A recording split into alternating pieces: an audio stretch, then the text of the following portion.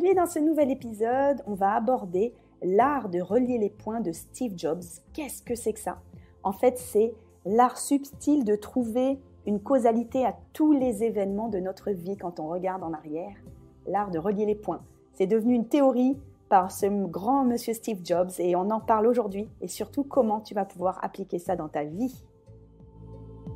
Tu as une vie à 100 à l'heure et tu souhaiterais enfin te libérer l'esprit? Tu souhaiterais faire de la place chez toi et de la place en toi? Tu es au bon endroit. Dans ce podcast, nous allons cheminer ensemble pour désencombrer nos vies. Je vais t'aider à diminuer ta charge mentale et à être aligné avec tes valeurs. Je partagerai également mes conseils pour réduire tes possessions, gérer tes finances, organiser ton temps et tes relations. Ensemble, incarnons l'idée que cette course folle au toujours plus ne peut plus durer. Incarnons l'idée que moins, c'est mieux. Désencombrer sa vie, c'est reprendre le contrôle et se libérer du temps pour des projets passionnants ou inavouables. Alors, durant ces quelques minutes en ta compagnie, je n'ai pas d'autre ambition que de partager mon expérience de coach en rangement et en organisation. Je suis Home Organizer, on m'appelle Tata Nadia et je te souhaite la bienvenue dans mon podcast.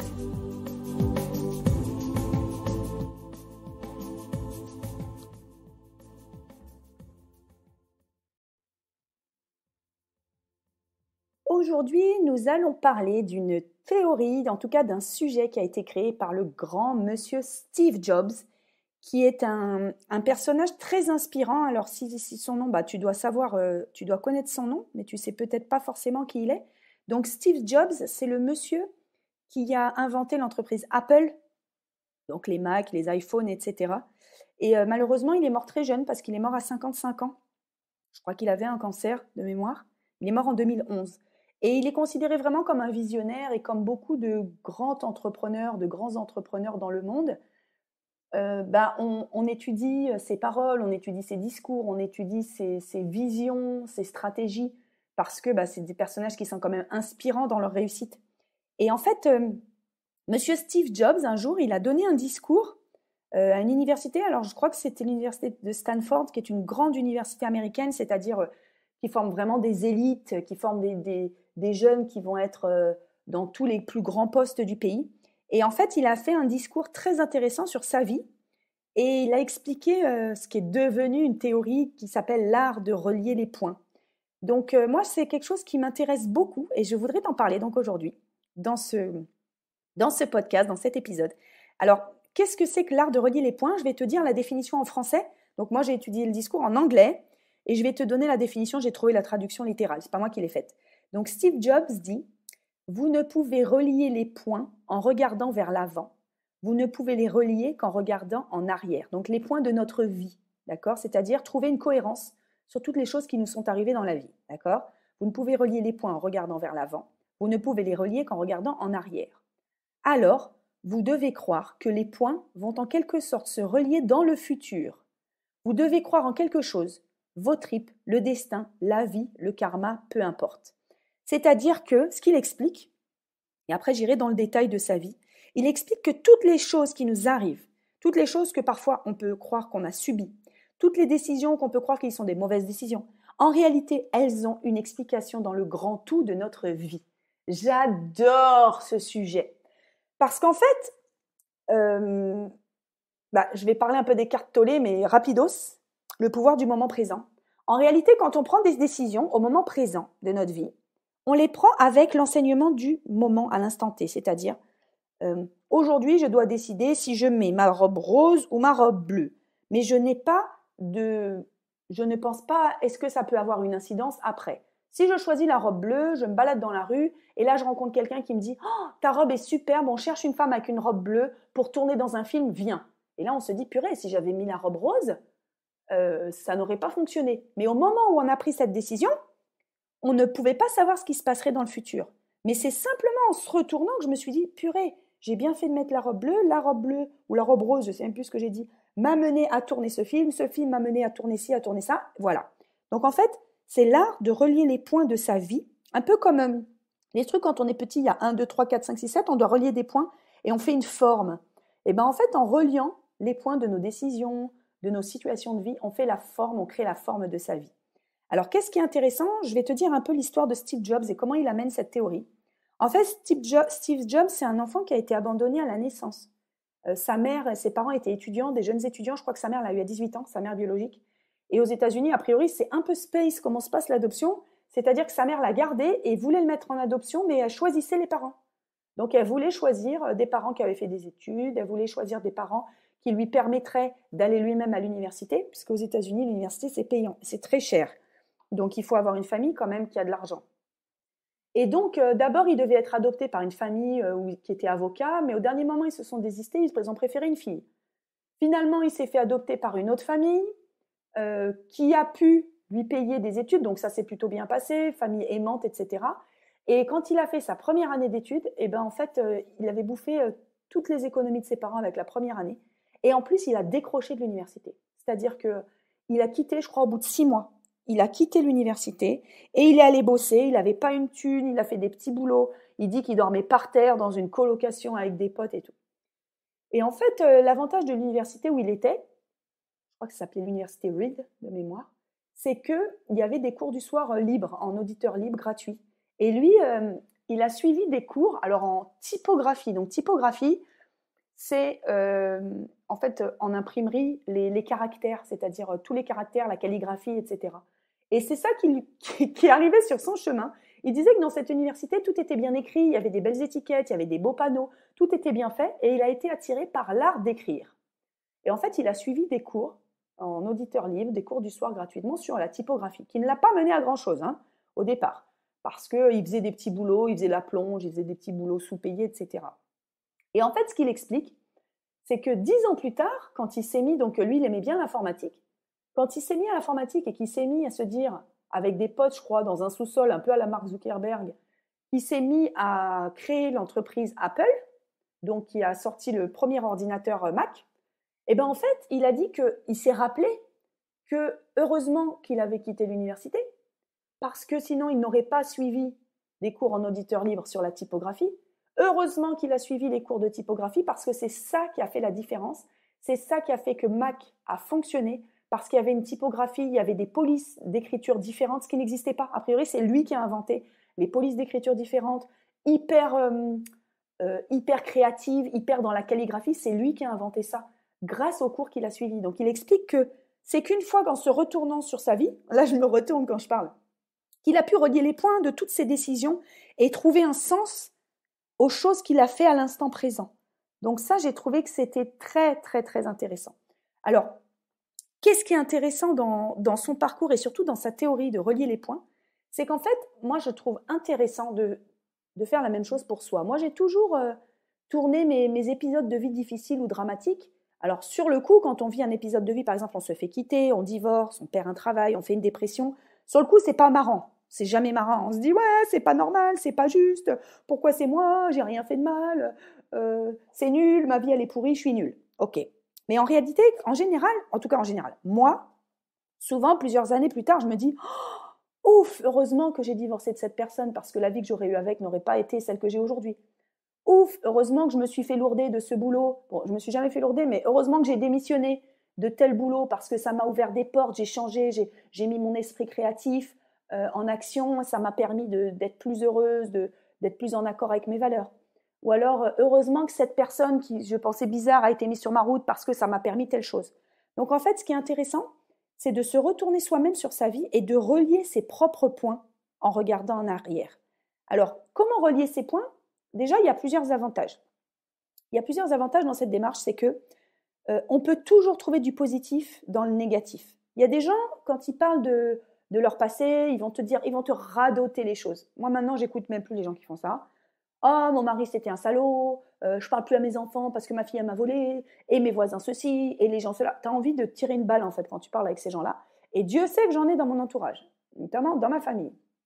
En fait, moi, les discours comme ça, aujourd'hui, ça me fatigue, ça me fait perdre mon énergie, donc j'ai même plus envie. Et en fait, je me dis, ces personnes-là, elles passent à côté de quelque chose. Elles passent à côté du fait de se dire, eh ben en fait, j'élimine le négatif et je mets l'accent sur le positif sur des situations. Alors c'est sûr qu'il y a des situations sur lesquelles on ne mettra jamais de positif. si on a perdu son mari, si on a perdu un enfant. On ne pourra jamais dire que c'est chouette et que ça nous a amené à quelque chose de grandiose. Non, ok. Mais on peut quand même se dire qu'est-ce que ça m'a apporté, qu'est-ce que j'ai développé comme compétences, qu'est-ce que j'ai développé comme savoir-être. Peut-être que tu as sorti des forces que tu n'imaginais même pas. Peut-être que tu as déplacé des montagnes que tu n'imaginais même pas. Tu n'imaginais peut-être même pas avoir cette force en toi. Ok ? Donc en fait, c'est pas tant la réalité du parcours de vie qui compte, c'est pas tant la réalité des choses qui nous sont arrivées que la manière dont on en parle. On connaît tous quelqu'un qui va dire ah, j'ai divorcé, mon mari c'était un vrai connard, qu'est-ce qu'il est con encore aujourd'hui, je peux pas le sentir. Première situation. Deuxième situation, quelqu'un qui dit je me suis séparée de Hervé, bon, c'était pas un très bon mari, mais franchement, qu'est-ce que ça nous a fait du bien à tous les deux de se séparer, maintenant j'ai une vie épanouie, lui il fait sa propre vie, et on est très heureux chacun de notre côté, l'un comme l'autre. Voilà, la situation elle est la même, un divorce. La manière dont on en parle, elle est différente. Et ça va nourrir, aujourd'hui, notre esprit. Ça va nourrir nos pensées, ça va nourrir nos actions. Je ne sais plus qui, je crois que c'était Bouddha, je ne sais plus si c'est le Bouddha ou si c'est Gandhi qui disait on est le reflet de nos pensées. C'est-à-dire que quand on rumine du noir, ben en fait, on va faire du noir. C'est François Lemay. François Lemay, c'est un Québécois qui est spécialiste de la pleine conscience. Et en fait, j'aime beaucoup, c'est que il dit des trucs hyper crus, j'adore. Il dit si ta vie est merdique, c'est que tu es rempli de merde. Si tu ne rencontres que de la merde, c'est que tu es rempli de merde. En fait, j'aime beaucoup, c'est-à-dire qu'en fait, on transpire ce qu'on est à l'intérieur et en fait, on met en action les pensées qu'on a, l'état d'esprit que l'on a. Et donc, j'aime beaucoup cette idée de dire que si on rencontre que de la merde, c'est qu'on est plein de merde. Et inversement, si on rencontre beaucoup de joie et beaucoup de bonheur, c'est qu'on est plein de joie à l'intérieur de nous. Et ça peut être une conséquence de réécrire son passé. Quand je dis réécrire son passé, c'est simplement la manière dont je le vois, la manière dont je suis capable de m'exprimer. Si aujourd'hui, moi, Nadia, je devais faire un discours sur ma vie, faire comme Steve Jobs devant, je sais pas moi, des élèves ou devant des gens à une conférence, je saurais relier. Quand je dis je relirais du verbe relier, pas du verbe relire, je saurais relier les points de ma vie de manière positive et en sortant vraiment le positif et en enlevant les parts sombres et les parts négatives. Donc en fait, si toi tu es intéressé par faire cet exercice sur ta vie, voilà les choses importantes qu'il faut. Qu'est-ce qu'on peut en tirer en fait de l'art de relier les points de Steve Jobs? C'est surtout ça que je voulais aborder dans cet épisode de podcast. C'est à quoi ça sert pour ma propre vie, à quoi ça peut servir pour ta propre vie. C'est donc d'abord éliminer le négatif et mettre l'accent sur le positif dans notre parcours de vie. Okay, c'est ce qui compte vraiment, c'est la façon de parler de nos épisodes négatifs. Lui, la manière dont il parle de son abandon, de son adoption, c'est hyper intéressant. Ensuite, de présenter toujours ses décisions de façon positive. Par exemple, je me rappelle, moi, ma première expérience de boulot, je travaillais dans la grande distribution chez Auchan, j'étais manager de rayon, et au bout d'1 an et demi, j'ai fait un burn-out. Et j'ai été arrêtée 3 semaines par la médecine du travail, je l'ai hyper mal vécu, je me suis sentie nulle, je me suis sentie ne pas être digne de la confiance que mon patron mettait en moi, je me suis sentie nulle physiquement, de ne pas réussir physiquement à supporter le rythme de travail, parce que je sortais d'une grosse période de solde, je travaillais le jour, je travaillais la nuit, j'encadrais 2 équipes, c'était super difficile physiquement. Et en fait, au départ, je me disais, je suis pas capable, j'ai démissionné parce que j'étais pas capable. Et je me rappelle qu'à cette époque-là, j'avais commencé ma première thérapie, et mon psychiatre m'avait dit, non, c'est pas que vous n'êtes pas capable, c'est que vous n'avez pas voulu. Moi, je me disais, non, il a tort. Je ne suis pas capable parce que d'autres ont réussi. Je me rappelle d'un collègue Philippe, ça faisait 5-6 ans qu'il bossait là. Il bossait jour et nuit, il bossait 12 heures par jour. Des fois, il prenait pas 100 jours de congé, il faisait les implantations de nuit. Après, il enchaînait sa journée. Et je me disais, lui, il est capable, moi, je ne suis pas capable de faire comme lui. Et mon psy, il m'aidait à essayer de réécrire l'histoire, à me dire, c'est pas que vous n'en êtes pas capable, c'est que vous n'avez pas souhaité. Et je me disais, non, il a tort. Et un jour, je me suis dit, mais il a raison. Puisque Philippe, il travaille là-dedans. Mais moi, j'ai démissionné. J'ai fait un acte personnel de me mettre en danger de démissionner parce que je ne voulais plus. Parce que j'aurais pu, après mes 3 semaines de burn-out, revenir et dire je reprends et je fais ce que je peux et je pleure tous les jours, comme ça, c'est ce qui m'arrivait. Et je me casse la gueule dans les escaliers, comme ça m'était arrivé. Et je tiens et je prends du Buronzan et je prends des antidépresseurs. Et je pouvais faire ça. Je n'ai pas souhaité le faire. Donc en fait, j'ai moi-même réécrit cette expérience de vie. Au lieu de me dire j'ai pas été capable d'assumer le poste qu'on m'avait donné, on m'avait fait confiance, j'ai dit je n'ai pas souhaité continuer car ce n'était pas pour moi. Je n'adhérais pas à cette valeur de travail trop dure. Physiquement, mon physique ne pouvait pas suivre, donc je n'ai pas souhaité me mettre en danger physiquement. Je n'ai pas souhaité me mettre en danger psychiquement et je n'ai pas souhaité me mettre en danger tout court. J'ai estimé qu'à l'âge que j'avais, donc quand j'ai démissionné, j'avais peut-être 26 ans, j'ai estimé qu'à l'âge que j'avais des choses plus grandes à faire et j'avais des choses qui correspondaient plus à mes valeurs. Parce que je me suis aussi rendu compte que la grande distribution, déjà à l'époque, ça ne correspondait pas à mes valeurs. Les achats de masse, la surconsommation, les déchets qu'on produisait par jour, ça me rendait malade. Des fois, j'en faisais des cauchemars. Donc là, c'est un épisode de ma vie que j'ai réécrit et je me suis dit, j'ai appris énormément de choses dans cette expérience, j'ai adoré mes collègues, j'ai adoré l'expérience de travail, mais je n'ai pas souhaité continuer. Et ça m'a ouvert une autre porte derrière. Voilà comment mettre le positif sur un événement négatif et voilà comment présenter ma décision de manière positive sur le plan professionnel. En fait, il faut toujours se demander qu'est-ce qui a été l'élément déclencheur. Par exemple, je n'étais pas à ma place, je me sentais étriquée, j'avais envie de voir autre chose, j'avais un autre projet derrière que j'avais envie d'exploiter. Voilà. Donc, comment réécrire une expérience qui pouvait être négative? C'est comme ça qu'on le fait. Donc ensuite, on peut prendre chacune de nos épreuves de vie. Tu peux prendre un papier. Moi, j'avais fait ça comme travail avec un coach quand j'avais été coachée la première fois. En fait, j'avais pris un papier et j'avais écrit tous les événements de ma vie majeurs, de mes 0 à mes, je sais plus quel âge j'avais 37 ans, de mes 0 à mes 37 ans, tous mes événements de vie majeurs.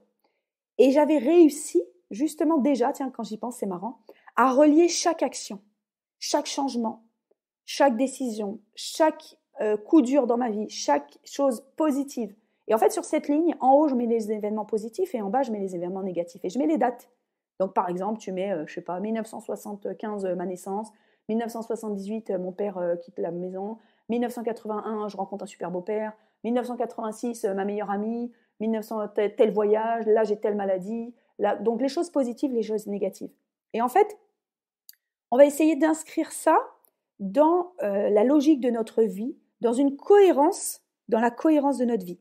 Et vraiment, c'est là qu'on va se dire qu'on peut relier les points. On va pouvoir trouver vraiment du sens aux choses. Alors, pour aller au-delà de relier les points de Steve Jobs, parfois, il y a des gens qui vont se relier à l'univers ou qui vont dire que c'est Dieu, qui vont être spirituels, qui vont dire les choses ne nous arrivent pas par hasard. Donc, moi, je trouve qu'il y a deux écoles. Il y a où les choses ne nous arrivent pas par hasard, ou je trouve moi-même une cohérence dans les choses. Ce sont vraiment deux approches. C'est-à-dire qu'il y a une approche qui est attentiste. Ah ben, c'est pas arrivé par hasard, c'est parce que j'avais une mission à accomplir. Ou alors, comme Nadia, je trouve du sens dans les choses qui me sont arrivées. Moi, j'aime bien cette version-là, même si je crois aussi en l'univers, je crois aussi en les énergies, je crois aussi en plein de choses immatérielles, mais j'aime moi-même trouver le sens des choses. Alors peut-être que j'ai un ange gardien qui me balance des choses, oui, parce que des fois, il y a des synchronicités ou des hasards, entre guillemets, qui n'en sont pas. Et je ne peux pas les nier, j'en ai déjà parlé dans d'autres podcasts, notamment l'épisode le jour où j'ai gagné 100 000 euros. Je ne peux pas nier qu'il y avait beaucoup, beaucoup de synchronicité, même si dans cet épisode, je déconstruis le hasard et j'explique que en 5 étapes, comment je me suis mis un coup de pied aux fesses et comment j'ai provoqué la chance et j'ai provoqué le hasard pour gagner ces 100 000 euros. Donc, voilà, pour redire les choses, on peut se dire que les choses ne nous arrivent pas par hasard, elles nous sont envoyées par Dieu, par Bouddha, par l'univers, par, je sais pas moi, par quoi d'autre. Ou alors on peut dire que les choses sont arrivées peut-être fortuitement, mais moi-même j'y trouve un sens et moi-même je relie les points de ma vie. Donc en fait, on peut donner un sens comme ça à sa vie. On peut lui donner une cohérence, on peut lui donner une ligne directrice, mais ce qui est important, c'est on ne peut les relier qu'en regardant en arrière. On ne peut pas savoir ce que le futur va prévoir pour nous, ou en tout cas, on ne peut pas savoir les décisions que l'on prendra dans le futur, d'accord, le destin. Alors, je voudrais relier ça avec deux ou trois pensées intéressantes. François Lemay, toujours, que j'ai déjà cité, québécois, spécialiste de la pleine conscience, que j'aime beaucoup. Lui, il parle de la vie qui se crée avec des périodes de contraction et d'expansion.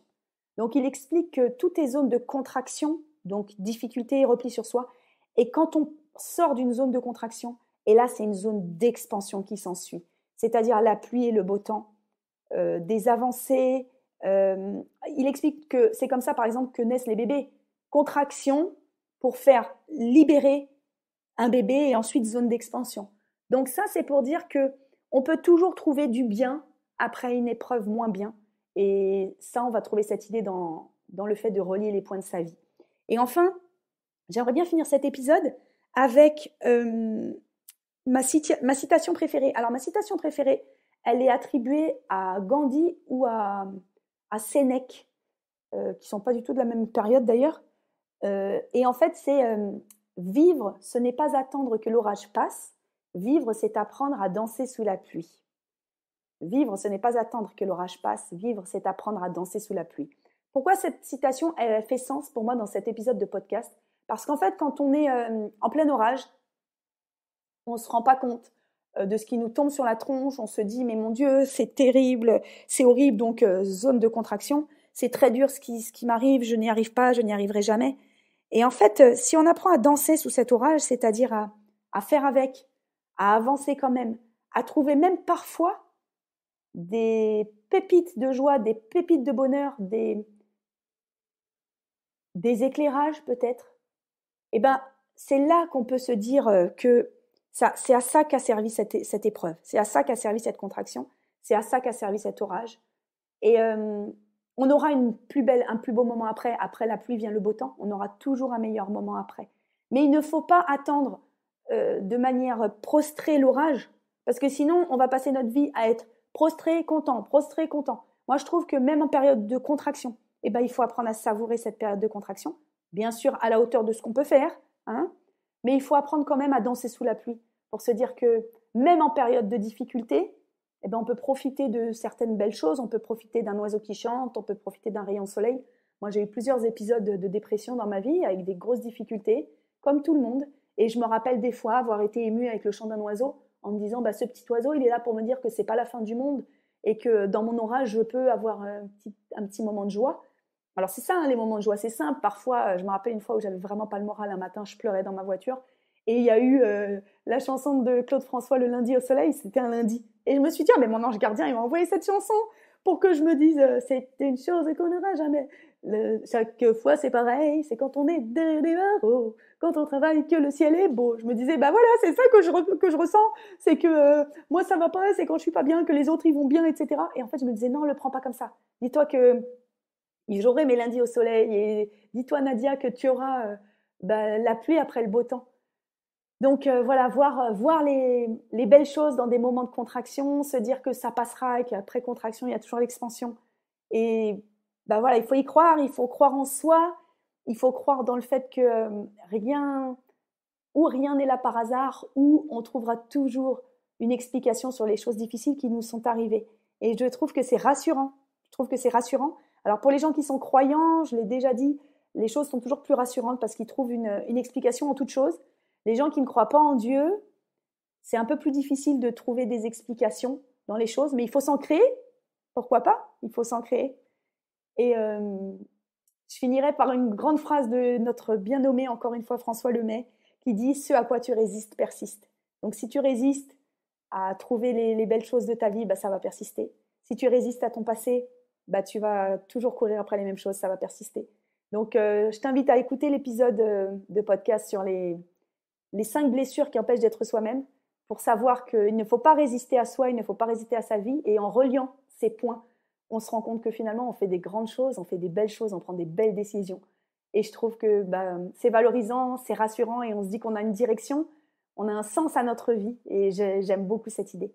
J'espère que ça t'a plu, j'espère que ce sujet t'a plu, que le podcast en général te plaît. N'hésite pas à le partager avec une personne de ton entourage si tu penses que ce sujet peut la toucher, peut le toucher. Et note-moi si tu peux 5 étoiles sur Apple Podcast. Et je le dis pas souvent, mais mets-moi aussi des commentaires, parce que les commentaires, ça m'aide à avoir plus de visibilité sur les plateformes de podcast. Merci pour ton soutien depuis le début. Merci à toutes et à tous pour votre écoute et pour vos super retours et commentaires sur YouTube. J'adore ça, j'adore vous lire et vous répondre personnellement. Je vous fais des gros bisous. Je te fais un gros bisou, toi qui m'écoutes peut-être dans ton casque, peut-être en train de faire du ménage ou de la cuisine. Gros bisous et à bientôt pour un nouveau sujet passionnant. Ciao, ciao!